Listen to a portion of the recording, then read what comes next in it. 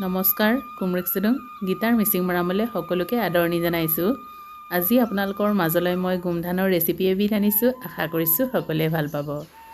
গুমধানখিনি এৰুৱাবৰ বাবে মাজৰ ফালৰ পৰা এটা শাৰী এৰুৱাই লোৱাৰ পিছত কাষে কাষেদি এনেদৰে এৰুৱাই যাব লাগে, তেতিয়া সুবিধা হয়। নখেৰে এটামান চিকুটি চাব লাগে। যদি একেবাৰে কুমলীয়া নিচিনা লাগে তেতিয়াহ'লে বইল নকৰিলেও হয়, আৰু অকমান টান নিচিনা যদি লাগে তেতিয়াহ'লে প্ৰথমতে বইল কৰি ল'ব। মই বইল নকৰাকৈয়ে বনাম কাৰণ মই লোৱা গুমধানখিনি একেবাৰে কুমলীয়া হয়। ৰিফাইন তেল দিছোঁ। তেল গৰম হোৱাৰ লগে লগে দিছোঁ চফ গুটি, ডালচেনি, ডাঙৰ ইলাচি, সৰু ইলাচি আৰু লং। লগে লগে পিঁয়াজ দি দিছোঁ। এতিয়া অকণমান লৰাই লৈ ড্ৰাই ফ্ৰুটছ দিব লাগে।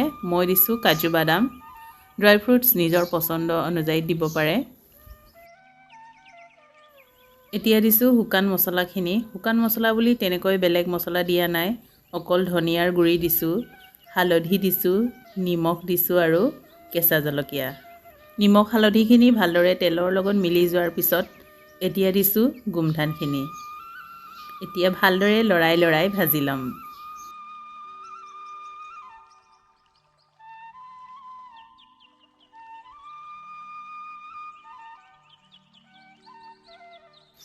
গুমধানখিনি ভজা প্ৰায় হৈছেগৈ। এতিয়া দিছোঁ কিচমিচ। কিচমিচখিনি মই আগতীয়াকৈ দিয়া নাই, শেষৰ ফালে দিছোঁ, কাৰণ আগতীয়াকৈ দিলে ভাজি ভাজি ফাটি যায় আৰু খাবলৈ বেয়া হৈ যায়। এতিয়া একেবাৰে শেষত দিছোঁ চেনি। চেনি নিজৰ জোখমতে দিব লাগে, যদি নাখায় নিদিলেও হয়, এনেও কুমলীয়া গুমধানত মিঠাৰ পৰিমাণ থাকেই। চেনিখিনি দিয়াৰ পিছত বেছি দেৰিলৈকে নাৰাখোঁ, অকল চেনিখিনি গলি যোৱালৈকেহে ৰাখিম। তাৰপিছত কেৰাহীখন মই নমাই ল'ম।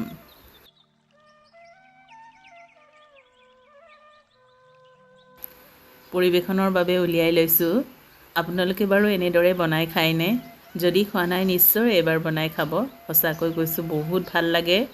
যদি আজিৰ ভিডিঅ'টো চাই ভাল লাগিলে তেন্তে প্লিজ লাইক, শ্বেয়াৰ আৰু কমেণ্ট কৰি দিব। আৰু যদি প্ৰথমবাৰ মোৰ চেনেলটো চাইছে তেন্তে ছাবস্ক্ৰাইব এটাও কৰি দিব। আজিলৈ ধন্যবাদ।